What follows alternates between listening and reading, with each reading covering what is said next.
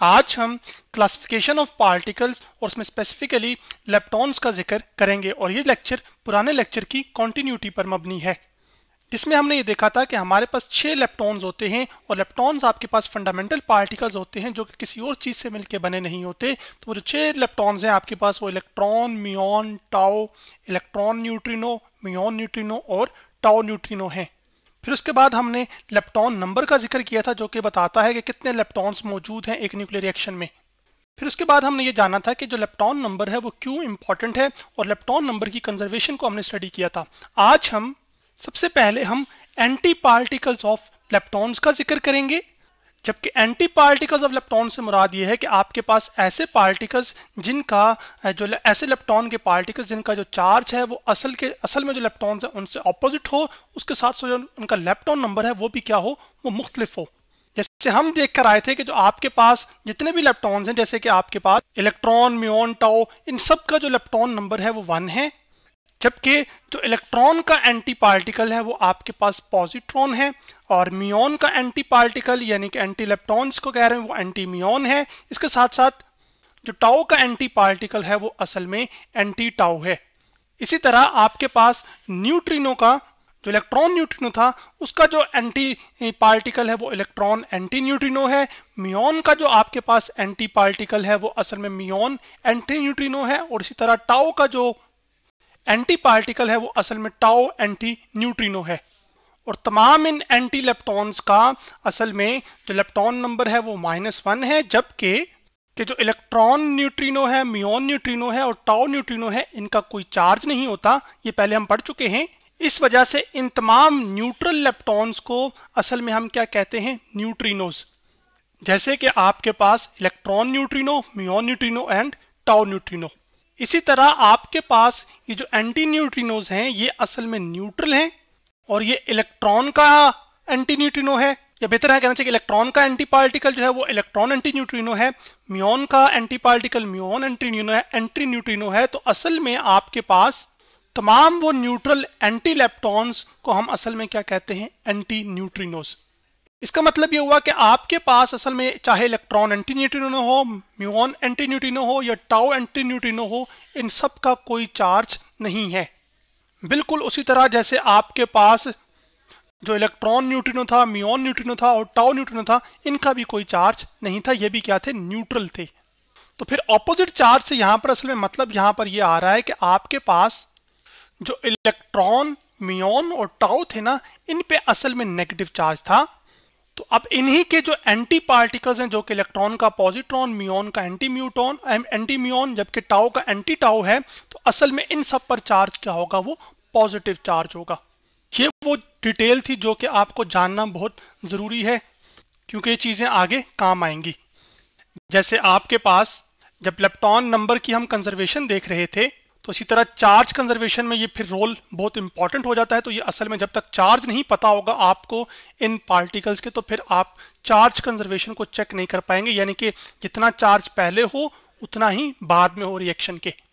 और इस चीज़ की मिसाल आपको एक प्रोसेस होता है इलेक्ट्रॉन कैप्चर, उसमें मिलेगी। जैसे कि आपके पास इलेक्ट्रॉन कैप्चर में असल में ये होता है कि आपके पास एक प्रोटॉन इलेक्ट्रॉन के साथ मिलकर, यानी कि प्रोटॉन प्लस इलेक्ट्रॉन आपस में क्या करते हैं कि वो मिलते हैं और उससे वो एक न्यूट्रॉन बना देते हैं। तो न्यूट्रॉन n आ जाएगा आपके पास और साथ आपके पास एक एक्चुअली इलेक्ट्रॉन न्यूट्रिनो बनता है, जिसको मैं V इस तरह से लिख रहा हूँ। ये एक इलेक्ट्रॉन न्यूट्रिनो है। अब इसमें अगर आप चार्ज कंजर्वेशन देखें तो जो प्रोटॉन है इस पे +1 चार्ज होता है, जबकि जो इलेक्ट्रॉन है इस पे चार्ज -1 होता है। तो टोटल चार्ज शुरू में कितना हो गया, 1 - 1 कितना हो गया, 0। इसका मतलब है कि जो इनिशियल चार्ज है Q वो कितना है, वो 0 है। तो रिएक्शन के बाद भी जो टोटल चार्ज है वो कितना होना चाहिए, वो 0 होना चाहिए। तो जो न्यूट्रॉन है वो वैसे ही असल में क्या होता है, न्यूट्रल होता है, तो 0 आ जाएगा। जबकि अभी बताया था कि जो इलेक्ट्रॉन न्यूट्रिनो है या उसके जो एंटी पार्टिकल्स हैं इलेक्ट्रॉन एंटी न्यूट्रिनो, इसका कोई चार्ज नहीं होता। तो 0 + 0 भी क्या आ जाएगा, 0 आ जाएगा। तो यूं आपके पास इस इलेक्ट्रॉन कैप्चर में आपके पास चार्ज क्या रहा, कंजर्व रहा। अब अगली जो बात है इसमें खास वो ये है कि आपके पास वो ये है कि प्रोटॉन और इलेक्ट्रॉन मिलकर न्यूट्रॉन बना लें, तो ये 7 इलेक्ट्रॉन न्यूट्रिनो क्यों प्रोड्यूस हुआ, वो इस वजह से क्योंकि इलेक्ट्रॉन का जो लेप्टॉन नंबर है, आपको पता है ना कि लेप्टॉन नंबर हम कहते हैं किसी रिएक्शन में कि टोटल नंबर ऑफ लेप्टॉन्स कितने हैं। तो शुरू में जो इतने लेप्टॉन नंबर हैं, जैसे कि यहाँ पर जो इलेक्ट्रॉन है उसको लेप्टॉन नंबर क्या होता है, +1 होता है ना, तो यहाँ पे 1 आ जाएगा। जबकि जो प्रोटॉन है वो तो क्वार्क से मिलकर बना हुआ है, इस वजह से इसका लेप्टॉन नंबर कितना है, वो 0 है। तो जो लेप्टॉन नंबर है इनिशियली वो असल में कितना है, जिसको मैं Li कह रहा हूँ, यानी कि इनिशियल जो लेप्टॉन नंबर है इलेक्ट्रॉन कैप्चर में वो असल में 1 है। तो न्यूक्लियर रिएक्शन के बाद भी आपके पास क्या होना चाहिए, ये लेप्टॉन नंबर 1 ही आना चाहिए। तो जो लेप्टॉन नंबर फाइनल है, जिसमें L लेप्टॉन नंबर और F बता रहा है फाइनल को, तो आपके पास न्यूट्रॉन भी चूंकि क्वार्क है, क्वार्क से मिलकर बना हुआ है, और क्वार्क्स का या असल में जो न्यूट्रॉन है इसका लेप्टॉन नंबर क्या होता है, फिर 0 होता है, क्योंकि फंडामेंटल पार्टिकल नहीं है। तो इसको मैं 0 लिख लूंगा यहाँ पर समझाने के तौर पर। जबकि जो इलेक्ट्रॉन न्यूट्रिनो है इसका जो लेप्टॉन नंबर है, मैंने अभी बताया था कि वो क्या होता है, वो 1 होता है। जबकि जो इलेक्ट्रॉन एंटी न्यूट्रिनो है, सॉरी, उसका जो लेप्टॉन नंबर होता है वो -1 होता है। तो इस वजह से इस रिएक्शन में आपके पास इलेक्ट्रॉन न्यूट्रिनो प्रोड्यूस हुआ है, ना कि इलेक्ट्रॉन एंटी न्यूट्रिनो, ताकि जो लेप्टॉन नंबर है उसको क्या रखा जा सके, कंजर्व रखा जा सके। तो अब हम बात करते हैं representation of anti particles of leptons, यानी कि जो एंटी पार्टिकल्स हैं लेप्टॉन्स के, उनको हम कैसे रिप्रेजेंट करते हैं सिंबॉलिकली। तो जो एंटी पार्टिकल्स ऑफ लेप्टॉन्स हैं उनकी रिप्रेजेंटेशन आपको कुछ इस तरह की भी दिखाई देगी। जो इलेक्ट्रॉन का एंटी पार्टिकल पॉजिट्रॉन, उसको E+ भी लिखा जाता है। मियोन जो कि एंटी पार्टिकल हमने देखा था कि वो असल में एंटी मियोन था, जिसको मियोन प्लस भी कहते हैं। इसी तरह जो टाउ पार्टिकल था लेप्टॉन, उसका एंटी पार्टिकल टाउ+ या एंटी टाउ होता है। इसी तरह न्यूट्रॉन्स को भी आप देख सकते हैं कि इलेक्ट्रॉन का इलेक्ट्रॉन एंटी न्यूट्रिनो है और ऊपर आपके पास इस तरह की लाइन डली होगी। फिर मियोन एंटी न्यूट्रिनो है, इसके ऊपर इस तरह से लाइन डली होगी। जबकि ये जो नीचे हैं ये असल में सिंबल्स हैं जिस की बात की जा रही है, जैसे कि इलेक्ट्रॉन के लिए E, मियोन के लिए म्यू और टाउ के लिए टॉ। और ये जो V का सिंबल है ये असल में न्यूट्रिनो के लिए होता है, जो कि इस तरह का स्पेसिफिक सिंबल है ये न्यूट्रिनो के लिए होता है। और एंटी न्यूट्रिनो के लिए आपके पास क्या चीज़ है, ये जो लाइन है ना ऊपर, ये असल में एंटी न्यूट्रिनो की निशानी है। तो मैं थोड़ा सा इसको वाज़ा कर देता हूँ। ये जो नीचे लिखा होगा ये असल में पार्टिकल के बारे में बता रहा होगा। ये जो सिंबल है ये असल में आपके पास न्यूट्रिनो का है, ठीक है। और ये जो ऊपर बार लगी होगी ये एक्चुअली किसकी है, एंटी का निशान है। अब जैसे शुरू में मैंने बताया था कि जो लेप्टॉन्स हैं वो फंडामेंटल पार्टिकल्स हैं, जबकि हाइड्रॉन्स ऐसे पार्टिकल्स हैं जो कि असल में क्वार्क से मिलकर बने होते हैं। तो मैसेज और इनकी प्रॉपर्टीज की बुनियाद पर इनको असल में लेप्टॉन्स को और क्वार्क्स को क्लासीफाई किया जाता है जनरेशन की टर्म्स में। तो चूंकि हमारे पास 6 लेप्टॉन पार्टिकल्स हैं और 6 ही क्वार्क्स हैं, तो इस वजह से इनको 3 जनरेशन में डिवाइड किया गया है, जिसमें एक जनरेशन को, पहली जनरेशन को हम कह रहे हैं जनरेशन 1, दूसरी को जनरेशन 2, जबकि तीसरी को जनरेशन 3। इधर आपके पास जनरेशन में आने वाले क्वार्क्स लिखे गए हैं, जबकि जो दाएं जानिब है कॉलम में वो आपके पास लेप्टॉन लिखे गए हैं। अब जो पहली जनरेशन में आपके पास क्वार्क्स आ रहे हैं वो असल में अप और डाउन क्वार्क आ रहे हैं। उसके करस्पॉन्डिंग जो लेप्टॉन्स हैं जो कि पहली जनरेशन की कैटेगरी में फॉल करते हैं वो इलेक्ट्रॉन और साथ उसका इलेक्ट्रॉन न्यूट्रिनो, जबकि इलेक्ट्रॉन नेगेटिवली चार्ज और इलेक्ट्रॉन न्यूट्रिनो का कोई चार्ज नहीं। इसी तरह जो सेकंड जनरेशन है ये असल में आपके पास इसमें चार्म क्वार्क और स्ट्रेंज क्वार्क आता है, और लेप्टॉन्स में आपके पास मियोन्स और मियोन न्यूट्रिनो आता है। इसी तरह जो थर्ड जनरेशन है उसमें आपके पास टॉप और बॉटम क्वार्क्स आते हैं, जबकि लेप्टॉन्स में आपके पास टाउ और टाउ न्यूट्रिनो आता है। और ये जनरेशन अगर आप देखें तो ये इस तरह से रेंज हैं कि इनमें जो मैस है वो असल में क्या कर रहा है, इंक्रीज कर रहा है। तो आपके पास जो मैस ऑफ इलेक्ट्रॉन है वो असल में सबसे कम है इन लेप्टॉन्स में से, चाहे वो आपके पास मैस ऑफ मियोन की बात हो जिसको MU लिख लेते हैं, और जबकि अगर मैस ऑफ टाउ की बात हो तो जिसको मैं M टाउ लिख लेता हूं। तो यहां पर जो टाउ पार्टिकल है एक्चुअली उसका जो मैस है वो सबसे ज्यादा है, जबकि जो मैस ऑफ मियोन है वो असल में मैस ऑफ टाउ से कम है। तो इधर आ जाएगा M ऑफ मियोन, यानी कि मैस ऑफ मियोन, और साथ आ जाएगा आपके पास यहाँ पर मैस ऑफ जो मियोन है वो असल में क्या है, मैस ऑफ इलेक्ट्रॉन से ज्यादा है। तो ये असल में डिक्रीजिंग ऑर्डर में मैंने अरेंज किया है, जिसमें टाउ का सबसे ज्यादा, फिर मियोन का और फिर इलेक्ट्रॉन का। जबकि इनके जो क्रॉसपॉन्डिंग ये जो न्यूट्रिनोज हैं इनके मैस बहुत कम होते हैं, जिसकी वजह से हम उन मैसेज को इग्नोर भी कर सकते हैं। अब अगर मैं नंबर्स की टर्म्स में बात करूं तो जो इलेक्ट्रॉन का मैस है वो एक्चुअली आपके पास है 0.511 मेगा इलेक्ट्रॉन वोल्ट c का स्क्वायर।